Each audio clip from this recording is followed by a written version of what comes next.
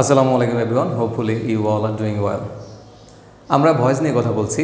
ভয়েসের part 1, part 2 এবং part 3তে আমরা ভয়েসের ক্লিয়ার একটা ধারণা দিয়েছি। প্রথম পার্টে আমরা কথা বলেছিলাম what is voice, how many kinds of voice and how to change active to passive voice. And part 2তে আমরা কথা বলেছিলাম হচ্ছে টেন্স অনুযায়ী অক্সিলারি ভার্ব কীভাবে চেঞ্জ করতে হয়। এবং পার্ট 3তে আমরা খুব ছোট্ট করে আলোচনা করেছিলাম, সেটা হচ্ছে সাবজেক্টিভ এবং অবজেক্টিভ ফর্ম কীভাবে চেঞ্জ করতে হয় প্রোনাউনের। আজকের পার্টে পার্ট 4-এ আমরা কথা বলবো হচ্ছে অ্যাসার্টিভ সেন্টেন্স নিয়ে, এবং অ্যাসার্টিভ সেন্টেন্সের আলোচনা এখানেই শেষ হবে আজকে। কেমন? মিনা স্পিক্স ইংলিশ, অর্থাৎ মিনা ইংলিশে কথা বলে। এখানে মিনা হচ্ছে সাবজেক্ট, স্পিক্স হচ্ছে ভার্ব এবং ভার্বের প্রেজেন্ট ফর্ম আছে দেখতে পাচ্ছ, এবং ইংলিশ হচ্ছে অবজেক্ট। তাহলে সাবজেক্ট, ভার্ব, অবজেক্ট চিনতে হবে। আর যে জিনিসটা খুব বেশি প্রয়োজন সেটা হচ্ছে টেন্স চিনতে পারা। এটা হচ্ছে একটা প্রেজেন্ট ইনডেফিনিট টেন্স। কীভাবে বুঝবো দেখো, মিনা থার্ড পারসন সিঙ্গুলার এবং ভার্বের সাথে এস আছে, তাই তো? এটাকে যখন আমরা প্যাসিভ করব কিভাবে করব?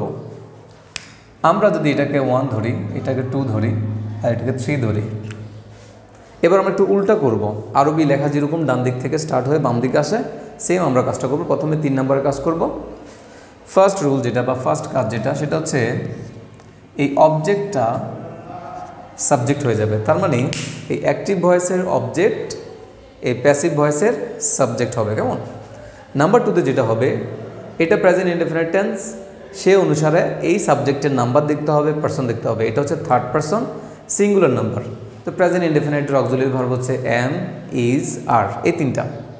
তাহলে ইংলিশের সাথে যায় হচ্ছে ইজ, আর যাবে না, এমও এটার সাথে যায় না। তাহলে আমরা এখানে একটা অক্সিলারি ভার্ব বসাবো টেন্স অনুসারে। কেমন? তাহলে 1 গেল, 2 গেল।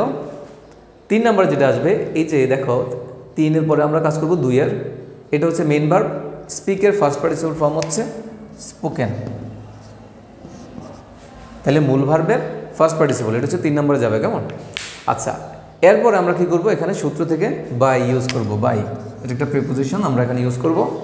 অন্য প্রিপোজিশনও আসতে পারে, টু আসতে পারে, অ্যাট আসতে পারে, উইথ আসতে পারে, বাট এখানে ম্যাক্সিমাম টাইম হচ্ছে 98%, 99% ক্ষেত্রে আমরা বাই ইউজ করে থাকি। ওকে, তাহলে 4 নম্বর কাজ গেল। লাস্ট যেটা 1 নম্বর আছে দেখো, সাবজেক্ট মিনা, সে হয়ে যাবে অবজেক্ট। কেমন?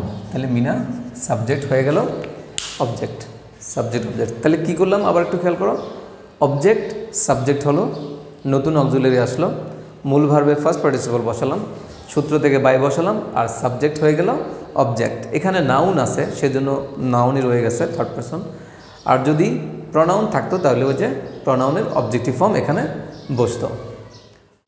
এই ছিল আমাদের অ্যাসার্টিভ সেন্টেন্সের আলোচনা। সো দেখার জন্য থ্যাঙ্কস। দেখা হচ্ছে পরবর্তী ভিডিওতে ইনশাআল্লাহ। সে পর্যন্ত ভালো থাকো, সুস্থ থাকো। আল্লাহ হাফেজ, আসসালামু আলাইকুম।